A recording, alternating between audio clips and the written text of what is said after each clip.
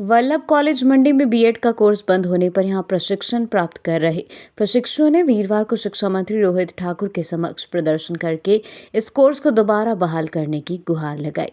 बता दें कि शर्तों को पूरा न कर पाने के चलते हाईकोर्ट के आदेशों के बाद सरदार पटेल यूनिवर्सिटी ने वल्लभ कॉलेज मंडी में चल रहे बीएड के कोर्स को बंद करने का आदेश जारी कर दिया है। इस कॉलेज में बीएड की 100 सीटें हैं। यहाँ बीएड का कोर्स कर रहे प्रशिक्षु बीच मंचधार में फंस कर रह गए हैं। यूनिवर्सिटी ने इन्हें दूसरे कॉलेजों में शिफ्ट होने की सलाह दी है। इस बात को लेकर बीएड प्रशिक्षु भड़क गए हैं। वीरवार को शिक्षा मंत्री रोहित ठाकुर इसी कॉलेज के समारोह में शामिल होने पहुंचे थे और उनके समक्ष बीएड प्रशिक्षुओं ने धरना देकर न्याय की गुहार लगाई। बीएड प्रशिक्षु शेषराम ऋतिका ठाकुर और प्रशिक्षु ने बताया कि अचानक से इस तरह का फैसला लेकर यूनिवर्सिटी और कॉलेज प्रबंधन ने इन्हें पूरी तरह से मंचधार में फंसा दिया है।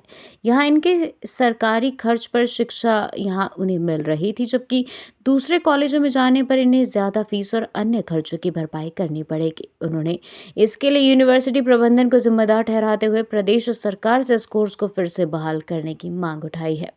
वहीं शिक्षा मंत्री ने बताया कि यह मामला काफी गंभीर है और जिला के नेताओं ने भी इस विषय पर अपनी बात रखी है। उन्होंने कहा कि वे शिमला में सीएम के समक्ष इस विषय को प्रमुखता से रखकर कोई न कोई समाधान निकालने का प्रयास करेंगे।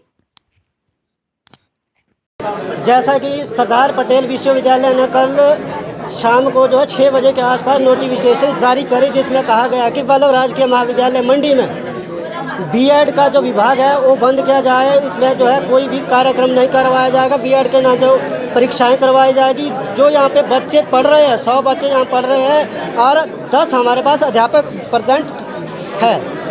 उसमें कहा गया है कि वल्लभ राजकीय महाविद्यालय में बीएड का कोई भी कार्यक्रम नहीं करवाया जाएगा, ना ही इन बच्चों की परीक्षाएं आयोजित की हो जाएगी।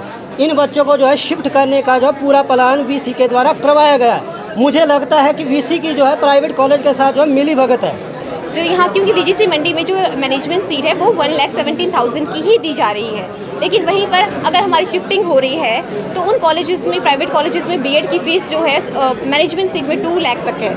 तो क्या जो बच्चे 1 लाख का बजट लेकर आए हैं वो बच्चे 2 लाख दे पाएंगे?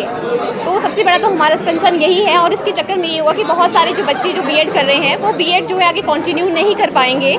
हमें आश्वासन चाहिए, हमें क्लियर चाहिए कि हमें इसी कॉलेज में बीएड करवाएंगे और आगे भी बच्चों से भविष्य के साथ ऐसा खिलवाड़ नहीं करेंगे। और दूसरी बात ये है कि हमारे पेपर आ रहे हैं, उन्होंने बोला था कि 25 या 30 से स्टार्ट हो जाएंगे, तो अब वो रहे कि शिफ्ट करवाएंगे। अगर ये बच्चों को शिफ्ट करवाएंगे तो हमारा क्या होगा? बीच में तो ऐसे लटक रहे हैं ना।